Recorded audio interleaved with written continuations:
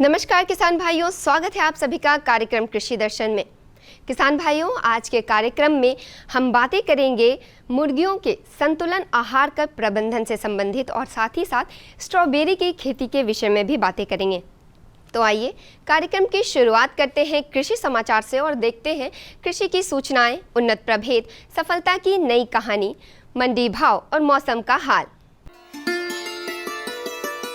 नमस्कार, खबरें खेती में आपका स्वागत है। मैं हूं रूपम। आइए एक नजर डालते आज क्या है खास कृषि समाचार में। रूट शेड द्वारा आयोजित किया गया 10 दिवसीय मत्स्य पालन प्रशिक्षण कार्यक्रम। समेकित कृषि प्रणाली खाद्यान्न जरूरतों को पूरा करने का है बेहतर विकल्प। बैगन के उन्नत प्रभेद से करे खेती, बढ़ेगा मुनाफा।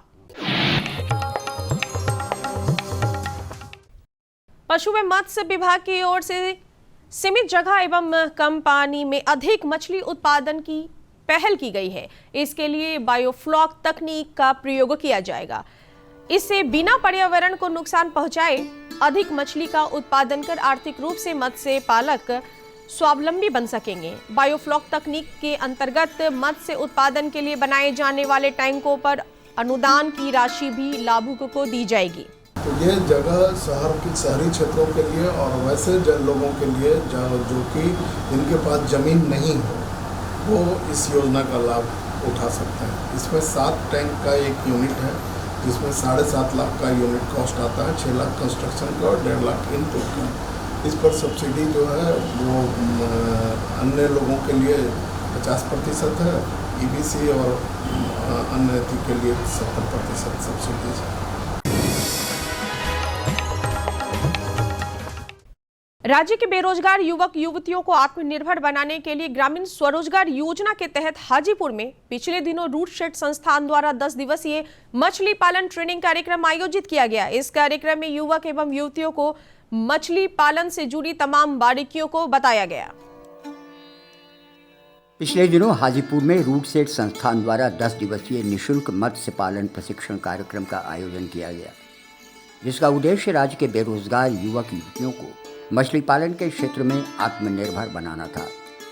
प्रशिक्षण कार्यक्रम में मछली पालन से जुड़े विभिन्न तकनीकों और वैज्ञानिक पद्धतियों के बारे में प्रशिक्षुओं को जानकारी दे दी गई। दरअसल हाल के दिनों में बिहार में मछली की मांग काफ़ी बढ़ी है। मांग के हिसाब से यहाँ उत्पादन नहीं होता है, लिहाजा मछली के लिए हमें दूसरे राज्यों पर आश्रित रहना पड़ता है। प्रशिक्षण कार्यक्रम में तकरीबन 25 प्रशिक्षुओं ने भाग लिया। प्रशिक्षण प्राप्त करने के बाद ये प्रशिक्षणार्थी खुद भी स्वरोजगार करेंगे और दूसरों को भी रोजगार उपलब्ध कराएंगे। बढ़ती आबादी और कम होती जमीन हमारे अन्नदाताओं के लिए चिंता का विषय बन गया है। इसलिए जरूरी है कि उपलब्ध भूमि में ही अधिक से अधिक उत्पादन प्राप्त किया जाए। हमारे कृषि वैज्ञानिक ने समेकित कृषि प्रणाली का एक ऐसा ही मॉडल तैयार किया है जिससे किसान एक साथ कई प्रकार के कृषि कार्य कर सकते हैं और उससे अधिक से अधिक उत्पादन प्राप्त कर सकते हैं। किसान भाई तालाब में मछली पालन, बतख पालन एवं इसके किनारे नींबू, अमरूद एवं सब्जियों की खेती, ये समेकित कृषि का एक ऐसा मॉडल है जिससे किसान भाई दोहरी आमदनी प्राप्त कर सकते हैं। तालाब के किनारे पौधा लगाने से इसमें सिंचाई की भी आवश्यकता नहीं होती है। साथ ही तालाब की गाद को अगर पौधों में डाला जाए तो वो लाभकारी साबित होगा। दरअसल इसकी मिट्टी में जीवाश्म की मात्रा काफ़ी अधिक होती है। साथ ही मिट्टी में पानी शोषण की क्षमता भी होती है। जल संकट से जूझ रहे आज के समय में तालाब के किनारे खेती करना समय की मांग बन गई है, क्योंकि एक तरफ जहां अधिक उत्पादन होने से किसान भाइयों की आय बढ़ेगी, वहीं दूसरी तरफ वर्षा के पानी को संग्रह कर फसलों की पैदावार बढ़ाने के काम आएगी।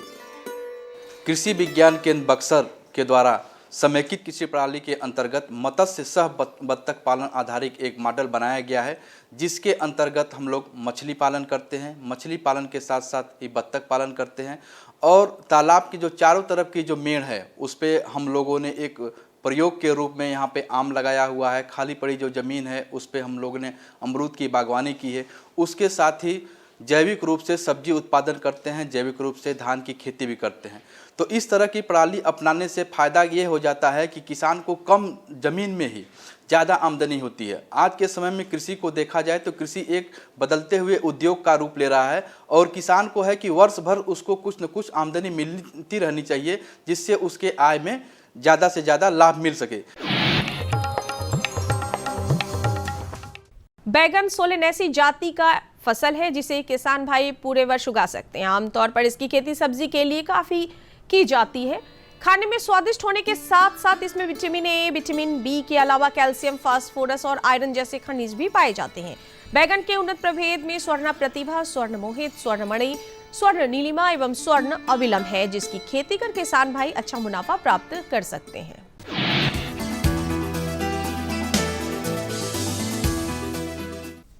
मशरूम की अच्छी पैदावार के लिए सबसे जरूरी होता है उसका बीज, जो गेहूं से तैयार किया जाता है। बीज तैयार करने की सारी प्रक्रिया पूरी करने के बाद इसे स्टेरलाइज किया जाता है। इसके लिए खास मशीन की आवश्यकता होती है जिसका नाम है ऑटोक्लेव मशीन। इस मशीन में गेहूं के बीज को 110 प्रेशर पॉइंट पर 3 से 4 घंटे तक पकाया जाता है, जिसके पश्चात बीज का संवर्धन किया जाता है।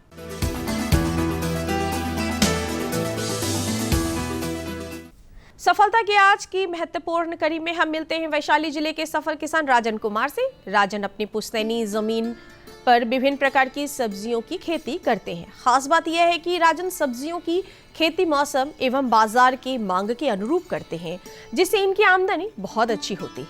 पढ़ाई के साथ साथ खेती करते हैं। मेरा दादाजी पापा जी का ज़मीन है, इसी में अपना खेती करते हैं और मुश्किल से 20,000 रुपया लग गया होगा पूंजी। और इसी के खेती करते हैं और अपना पढ़ाई लिखाई इसी के साथ करते हैं। किसान भाइयों, आइए अब एक नजर डालते हैं मंडी के ताजा भाव पर। आइए एक नज़र डालते हैं राजधानी पटना के अंटाघाट सब्जी मंडी में और जानते हैं आलू एवं प्याज के ताज़ा भाव। लाल आलू 2200 रुपये प्रति क्विंटल, सफ़ेद आलू 2000 रुपये प्रति क्विंटल और प्याज 2000 रुपये प्रति क्विंटल। कैसा रहेगा अगले 24 घंटे में राजधानी पटना का तापमान? एक नजर मौसम के ताजा मिजाज पर। राज्य के कई हिस्सों में मौसम साफ एवं धूप खिली रहेगी, लेकिन पछुआ हवा के कारण सुबह एवं रात के तापमान में गिरावट दर्ज की जा सकती है। राजधानी पटना का अधिकतम तापमान 31 डिग्री सेल्सियस एवं न्यूनतम तापमान 21 डिग्री सेल्सियस तक बने रहने की संभावना है। किसान भाइयों को सलाह दी जाती है कि अगेती आलू की बुआई से अधिक लाभ की प्राप्ति हो सकती है, क्योंकि ये फसल 60-90 दिन में तैयार हो जाती है। इसी के साथ अब वक्त हो चला एक छोटे से ब्रेक का। ब्रेक के बाद हम जल्द लौटेंगे, आप बने रहें हमारे साथ। अरे भाई, सुना नहीं क्या? केसीसी ने किसानों का जिंदगी बदल दिया है। देश के छोटे किसान 1,60,000 रुपये तक का कर्ज बिना किसी गारंटी को ले पाएंगे। ब्याज खोरों से भी पीछा छूटा। मैं तो जैविक खेती का पूरा सामान मंगा लिया। केसीसी का भी कोई दबाव नहीं है। ब्याज चुकाने के लिए पूरा 1 साल मिलता है। समय पर भुगतान करने पर केवल 4% के सालाना ब्याज पे लोन मिल गया मुझे। अपना आधार कार्ड, लेटेस्ट फोटो और जमीन के कागजात लेके अप्लाई करो बस। और नामांकन भरने के लिए जेब भी ढीली नहीं करनी पड़ी।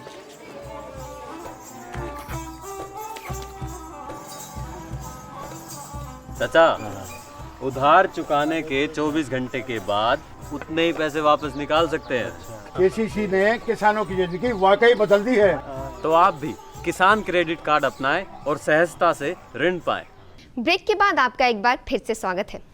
संतुलित आहार की ज़रूरत हम सभी को होती है, लेकिन आज हम बात करेंगे मुर्गियों की। मुर्गी के चूजे से लेकर अंडा उत्पादन की अवस्था तक हमें उन्हें संतुलित भोजन देना बहुत ज़रूरी होता है। तो आइए किसान भाइयों, आज इसी विषय पर विस्तार से चर्चा करते हैं और मुलाकात करते हैं हमारे कृषि विशेषज्ञ डॉक्टर संजय कुमार से, जो हमें बता रहे हैं मुर्गियों के संतुलित आहार का प्रबंधन कैसे करें मुर्गी पालक। किसान भाइयों नमस्कार। किसी भी किसान भाइयों, चाहे आप गौ पालन कर रहे हैं, बकरी पालन कर रहे हैं या कोई भी किसी तरह का व्यवसायिक हो या घरेलू हो, जब आप कर रहे हैं तो सबसे ज़रूरी और अहम चीज़ होती है कि खान पान की व्यवस्था और पोषक तत्वों की प्रचुर उपलब्धता उसके शरीर में होनी चाहिए, चाहे वो पोल्ट्री ही हो या। तो आज हम बात करते हैं पोल्ट्री पर कि मुर्गियों में खान पान की कमी के चलते उसके व्यवसाय पर क्या असर पड़ सकता है, मुर्गियों में खान पान की कमी के चलते उसकी बढ़वार में क्या असर हो सकता है या व्यवसाय कितना प्रभावित हो सकता है। इस विषय पर बात करने के लिए हमारे साथ बिहार वेटनरी कॉलेज के असिस्टेंट प्रोफेसर हमारे साथ मौजूद हैं, डॉक्टर संजय कुमार। डॉक्टर साहब, आपका हमारे कार्यक्रम में स्वागत है। सर, हम जानना चाहेंगे मुर्गियों में खान पान की, खास करके अब मुर्गी एक ऐसा व्यवसाय के रूप में उभरा है सर हमारे प्रदेश में, बिहार में, कि छोटे किसान भी, जो लघु किसान हैं, छोटे किसान हैं, वो भी अब इसकी तरफ मुखातिब हुए हैं, इसकी तरफ उनका झुकाव बढ़ा है। तो खान पान का क्या रोल है इसमें, कैसे बेहतर खान पान की व्यवस्था कम पूंजी में भी हो सकती है, चूँकि अधिक पूंजी में तो बड़े किसान कर ही रहे हैं कुर्सी पे बैठ के, लेकिन कम पूंजी में भी अच्छी खान पान की व्यवस्था कैसे हो सकती है और क्या क्या होना चाहिए उसमें। मुर्गी को पालन करने में जो है दाना का कितना महत्व है, उसके जो है एमाइनो एसिड्स का कितना महत्व है और उसमें जो है पड़ने वाले सप्लीमेंट्स का कितना महत्व है।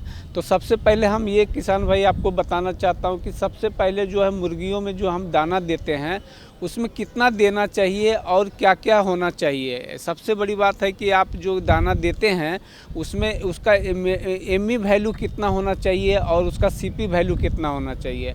तो जैसे एग्जाम्पल के तौर पे बॉयलर स्टार्टर है, तो बॉयलर स्टार्टर में जो है कम से कम जो है 23% जो है आपको क्रूड प्रोटीन देना चाहिए और उसके बाद जो है करीब आपको जो है 3000 के आसपास जो है आपको एमई वैल्यू देना चाहिए।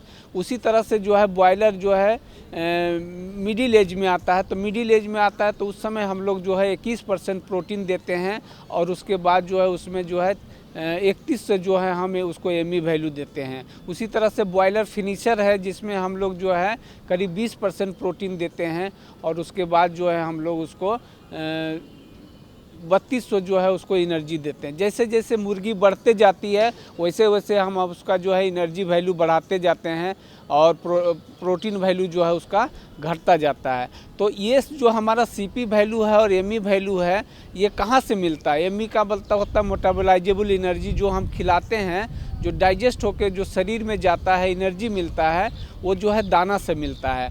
तो दाना जो है कैसे बनाया जाता है, दाना बनाने के लिए आपको जो है मैक्सिमम जो एनर्जी रिच दाना है वो मक्की है और मक्की जो है हम लोग करीब मुर्गियों में 40 से 50% जो है मक्की मिलाते हैं। उसके बाद हम लोग जो है व्हीट ब्रान मिलाते हैं। उसमें जो है एमाइनो एसिड्स का बैलेंस बहुत ज़रूरी है, क्योंकि एमाइनो एसिड्स का बैलेंस जैसे मान लिया जाए आपके में मिथियोनिन है, सिस्टीन है, ट्रिप्टोफान है, थियोनिन है, ये सब एमाइनो एसिड्स है। किसान भाई अगर एक एक एमाइनो एसिड्स की भी कमी होती है तो बहुत सारी जो है बीमारियां आने लगती है। तो खान पान का तो बहुत ज़्यादा इम्पोर्टेंस है। दूसरी बात है कि जब आप दाना बनाते हैं तो दाना जो है आप इंडस्ट्री से ना खरीद के अगर घर पे बनाना चाहें तो घर पे भी बना सकते हैं। उसमें नमक मिला करके, उसमें मिनरल मिक्सचर मिला करके, उसमें डिफरेंट इंग्रेडिएंट मिला करके। और प्रोटीन के सोर्स में जो है हम लोग सोयाबीन का जो है बहुत महत्व है। पोल्ट्री में सोयाबीन का दाना यूज करते हैं और सोयाबीन अगर नहीं है तो मूंगफली का यूज करते हैं। तो इस तरह से जो दाना बना करके अगर आप पोल्ट्री को खिलाएंगे तो सबसे बड़ी बात है कि आपके खर्चे बचेंगे, आपको इकोनॉमिक प्रॉफिट बहुत ज़्यादा होगा। और दूसरी बात है कि आपको जो है ख़रीदना नहीं पड़ेगा। आपको जो है अगर ख़रीदना नहीं पड़ेगा तो आपको जो है दाना जो है सस्ता पड़ेगा। अच्छा, ये तो हो गया बॉयलर की बात। दूसरी बात है लेयर फार्म अगर आप खोलना चाहते हैं तो लेयर फार्म के लिए जो है सबसे बड़ी बात है कि उसमें जो है करीब 2600 जो है उसको लेयर फार्म में अगर लेयर बर्ड है तो 2600 जो है मेटाबोलाइजेबल एनर्जी उसको चाहिए और उसको जो है 16 से 18% जो है क्रूड प्रोटीन चाहिए। एसिड इंसोल्युबल आइस जो है मुर्गियों के दाना में 2.5% नहीं होना चाहिए। तो याद रखिए कि अगर आप प्राइवेट से ख़रीदते हैं तो हो सकता है कि उसको टेस्टिंग के लिए आपको जो है department of animal nutrition Bihar veterinary college भेजना पड़ सकता है, क्योंकि एसिड इंसोल्युबल आइस अगर मुर्गियों के दाना में ज़्यादा होगा तो आपके मुर्गी जो है किडनी के बीमारियों से दूसरी बीमारियों से ग्रसित हो जाएंगे। तो उसमें 2.5 से ज़्यादा नहीं होना चाहिए। उसमें फैट की मात्रा जो है 2 से 2.5% से भी ज़्यादा नहीं होना चाहिए। अगर फैट की मात्रा ज़्यादा हो जाएगी तो फिर मुर्गियों में दिक्कत होगी। तो इसलिए हर चीज़ जो है ऑप्टिमम में रखना है। सबसे बड़ी बात है कि आप जहाँ पे मुर्गियों को रखे हैं वहाँ पे मॉइस्चर की मात्रा जो है 11% से ज़्यादा नहीं होता है। अगर आप मुर्गी का दाना खरीदते हैं 11% से ज़्यादा होता है तो उस दाने को आप रिजेक्ट कर दीजिए। उस दाने को कभी भी जो है आप एक्सेप्ट नहीं करिए और आप जो है घर में खुद दाना बनाइए। और अगर दाना बनाने में कोई दिक्कत है तो आप हमसे संपर्क कर सकते हैं। हम आपको जो है बनाएंगे। उसमें एक एमाइनो एसिड्स का बैलेंस करके उसमें हम लोग बताएंगे कि कितना देना चाहिए। आजकल मुर्गियों में जो है लिनोलेइक एसिड, लिनोलेनिक एसिड और आरेकिडोनिक एसिड का भी महत्व बढ़ गया है। उसको भी जो है हम लोग महत्व करते हैं। और कैल्शियम का सप्लीमेंट, जैसे बॉयलर में है तो कैल्शियम का सप्लीमेंट हम लोग 1% करते हैं, लेकिन अगर वही लेयर आ गया तो कैल्शियम का सप्लीमेंट 3% करते हैं। अगर 3% कैल्शियम का सप्लीमेंट नहीं करेंगे तो आपका लेयर बर्ड का जो अंडा है उसका सेल कमज़ोर हो जाएगा और अंडा फूट जाएगा और आपको जो है अंडा का जो वेट है वो भी कम हो जाएगा। इससे आपको जो है काफ़ी नुकसान हो सकता है। तो इस तरह से जो है आप बैलेंस डाइट के आधार पे आप बैलेंस डाइट खुद घर में बनाइए। और इसके लिए अगर आपको डिटेल चाहिए तो आप हमसे संपर्क कर सकते हैं। एक ही सवाल में जवाबों के ढेर आपने लगा दिए। बस एक संदेश हम अपने बिहार के किसानों के लिए आपसे जानना चाहेंगे, मुर्गी पालकों के लिए। हाँ, मुर्गी पालकों के लिए मेरा ये संदेश है किसान भाई कि दाना जो है आप खुद से बनाएं। और अगर दाना बनाने में किसी तरह का दिक्कत है, उस दाने को बैलेंस करने में कोई दिक्कत है तो आप विशेषज्ञ से, हमारे जैसे विशेषज्ञ से आप मिलें और उनसे संपर्क करें और दाना जो है खुद घर में बना करके मुर्गियों को खिलाएं तो आपको प्रॉफिट होगा। और इसके प्रति अवेयर रहें, क्योंकि मैक्सिमम बीमारी जो है मिनरल्स के कमी के कारण, विटामिन की कमी के कारण, दाना का जो है ज़्यादा खिलाना कम खिलाना उसके कमी से होता है। तो इसलिए जो है आप इसको बैलेंस करने के लिए विशेषज्ञ, हमारे जैसे विशेषज्ञ से मिलते रहें और इस तरह से जो है मुर्गियों का पालन करें और आप खुशहाल रहें। तो किसान भाई, आप खान पान के प्रति जागरूकता आपका बेहतर रोजगार बना सकता है, बेहतर रोजगार को गति दे सकता है। बस जागरूकता रहना है आपको खान पान और टीकाकरण के प्रति। इतनी अच्छी जानकारी देने के लिए डॉक्टर संजय कुमार जी, आपको बहुत बहुत धन्यवाद। तो किसान भाइयों, अभी आपने मुर्गियों के संतुलित आहार से संबंधित विशेष जानकारी हासिल की। आइए इसी के साथ आपको कार्यक्रम के अगले भाग में लिए चलते हैं, जहां हम जानेंगे स्ट्रॉबेरी के बारे में। स्ट्रॉबेरी खाने में तो स्वादिष्ट होती ही है, साथ ही साथ पौष्टिक तत्वों से भी काफ़ी भरपूर होती है। इसकी खेती कर आप दुगनी आमदनी कमा सकते हैं, लेकिन ये कैसे होगा, आइए जानते हैं हमारे कृषि विशेषज्ञ डॉक्टर प्रीति सिंह से। किसान भाइयों नमस्कार। कार्यक्रम कृषि दर्शन में आप सभी का बहुत बहुत स्वागत है। किसान भाइयों, आज हम लोग बात करेंगे स्ट्रॉबेरी की खेती के बारे में। कैसे आप स्ट्रॉबेरी की खेती करके कम समय में ज़्यादा से ज़्यादा आय अर्जित कर सकते हैं, और इस विषय पर जानकारी देने के लिए आज हमारे साथ नूरसराय हॉर्टिकल्चर कॉलेज की कृषि विशेषज्ञ प्रीति सिंह हमारे साथ हैं। प्रीति जी, सबसे पहले आप हमारे किसान भाइयों को बताएं कि अपने बिहार में स्ट्रॉबेरी की खेती की कितनी संभावनाएं हैं और क्या हमारे किसान भाई इसे आसानी से कर सकते हैं। स्ट्रॉबेरी वैसे तो शीतोष्ण जलवायु का एक पौधा है, लेकिन और इसका जो मुख्यतः से जो कल्टीवेशन है वो हिमाचल प्रदेश, जम्मू कश्मीर और उत्तराखंड के इलाकों में किया जाता है। पर अब इसकी जब डे न्यूट्रल किस्म अवेलेबल हो गई है हमारे पास, तो हम इसकी जो कल्टीवेशन है या हम इसको अपने समशीतोष्ण जलवायु में भी उगा सकते हैं। बिहार की जो जलवायु है वो समशीतोष्ण जलवायु है और स्ट्रॉबेरी के पौधे के उगाने के लिए हमें सामान्य तौर पे 10 से 35 डिग्री सेंटीग्रेड तापमान की ज़रूरत है। स्ट्रॉबेरी के जो पुष्पन के लिए हमें फोटो पीरियड की ज़रूरत है। हमें कम से कम 10 दिनों तक 8 घंटे से कम सूर्य की रोशनी की ज़रूरत है, जो हमारे यहाँ अक्टूबर से लेके मार्च तक के महीने में उपलब्ध होता है। इसीलिए जो समय ये अक्टूबर का जो महीना है यह स्ट्रॉबेरी के लगाने के लिए सबसे उपयुक्त समय है। वैसे तो अक्टूबर से लेकर दिसंबर तक स्ट्रॉबेरी को हम लगा सकते हैं। बिहार के कुछ ज़िले हैं जैसे कि भागलपुर है, औरंगाबाद है, गया है, जहाँ पे इसको बहुत अच्छे से उगा के किसान बहुत मुनाफा कमा रहे हैं। प्रीति जी, आपने हमारे किसान भाइयों को बहुत अच्छी सलाह दी कि इसको खेती कब करना चाहिए स्ट्रॉबेरी की और कैसे ज़्यादा से ज़्यादा लाभ अर्जित किया जा सके। तो स्ट्रॉबेरी की खेती के पहले क्या क्या खेत की तैयारी हमारे किसान भाई करेंगे और किस तरह की रख रखाव की व्यवस्था वे करेंगे? जैसे कि मैं बता चुकी हूँ कि हमारी जो जलवायु है इसके लिए एकदम सूटेबल है। तो जो अक्टूबर के महीने में जब हम इसकी प्लांटिंग करते हैं या जब हम पौधे रोपते हैं तो उसके 15 से 20 दिन पहले हमें खेत की गहरी जुताई करनी बहुत ज़रूरी है। जुताई करने के बाद हमें क्या करना है कि जो खेत है उसमें क्यारियाँ बना लेनी है। क्यारियों की जो चौड़ाई होगी वो 1 मीटर के आसपास रखेंगे और जो उसकी ऊंचाई होती है धरती से वो 30 से 35 सेंटीमीटर के आसपास होगी। और जो लंबाई है वो किसान भाई अपने तरीके से या अपने सुविधा अनुसार रख सकते हैं। उसके बाद हम क्या करते हैं कि इसका जो प्रवर्धन होता है वो रनर्स के द्वारा होता है। तो हम रनर्स को क्या कर सकते हैं कि जिन रनर्स में 5 से 6 पत्तियां आ गई हैं हम उनका चयन कर सकते हैं रोपण के लिए। तो सबसे पहले हम क्या करेंगे, हम उन पौधों को लेके आएंगे और उनको उन क्यारियों में 20 से 30 सेंटीमीटर की दूरी पे हम 2 से 3 पंक्तियां बना सकते हैं एक क्यारी पर। और इसके बाद फिर हम सबसे ज़्यादा ज़रूरी है कि हम किस किस्मों का चयन करें।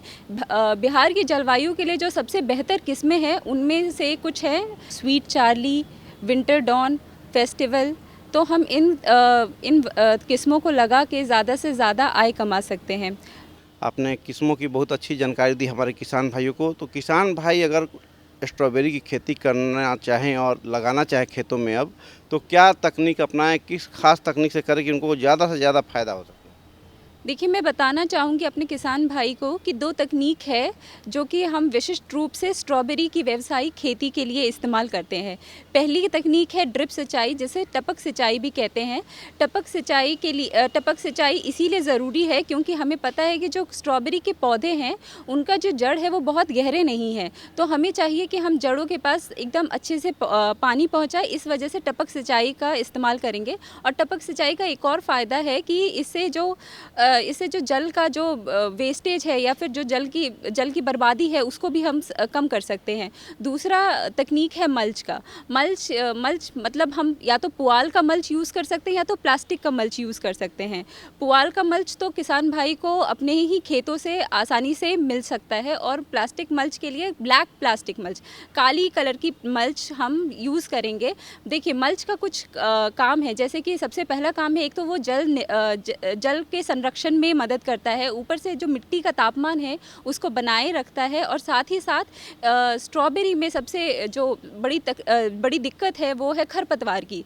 तो अगर हम मल्च लगा देंगे तो खरपतवार को उगने का मौका ही नहीं मिलेगा। तो ये कुछ 2 तकनीकें हैं जो कि हम स्ट्रॉबेरी की खेती में यूज़ करते हैं। क्योंकि किसान भाई स्ट्रॉबेरी जब लगा लें तो उसका रख रखाव, सिंचाई, खाद और उर्वरकों का प्रयोग किस प्रकार करें कि उनका उत्पादन ज़्यादा से ज़्यादा अच्छा हो? तो स्ट्रॉबेरी को जैसे ही लगा लेते हैं तो वैसे ही तुरंत ही उसको सिंचाई की ज़रूरत है। सिंचाई हम ड्रिप सिंचाई के माध्यम से कर सकते हैं। और जो सिंचाई है हमें इसको 3 दिन के अंतराल पे करते रहना चाहिए। और जब पौधा फलन के योग्य हो जाता है तब हमें ये सिंचाई का जो अंतराल है उसे घटा के 2 दिन कर देना चाहिए। तो सिंचाई एक बहुत इम्पॉर्टेंट काम है स्ट्रॉबेरी के उत्पादन में।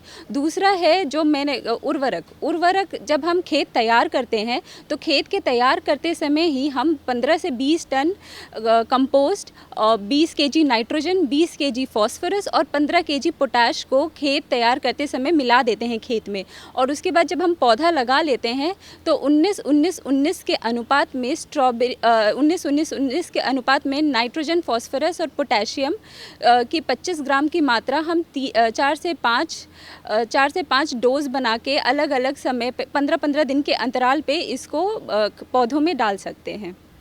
किसी भी पौधे में कीट और बीमारियों का प्रकोप काफ़ी ज़्यादा होता है, तो स्ट्रॉबेरी में क्या इसकी संभावना है कि कीट और बीमारियां नुकसान पहुंचा सकती है? अगर है तो उसका बचाव हमारे किसान भाई किस प्रकार करेंगे? जो इसमें मुख्यतः रूप से 3 कीट लगते हैं। एक तो है लाही, दूसरा है थ्रिप्स और तीसरा है रेड स्पाइडर माइट या लाल मकड़ी। जो लाही और थ्रिप्स है ये पत्तों से रस चूसने वाले कीड़े हैं। जब ये कीड़े लगते हैं तो पत्ते जो हैं वो सूख जाते हैं, मुरझा जाते हैं और इससे हमारे पुष्पन और फलन दोनों पे ही बुरा प्रभाव पड़ता है। तो हमें इसको कंट्रोल करने के लिए, इससे बचाने के लिए हमें डाइमेथोएट 1.5 ग्राम प्रति लीटर या फिर मोनोक्रोटोफॉस 1.5 ग्राम प्रति लीटर का इस्तेमाल करके हम ये दो कीट से इन दो कीटों की समस्या से समाधान पा सकते हैं। दूसरा है लाल मकड़ी। लाल मकड़ी ज़्यादातर ऐसे जब तापमान ज़्यादा हो और सूखा हो जब हमारा एनवायरनमेंट, तब जाके लाल मकड़ी लगती है।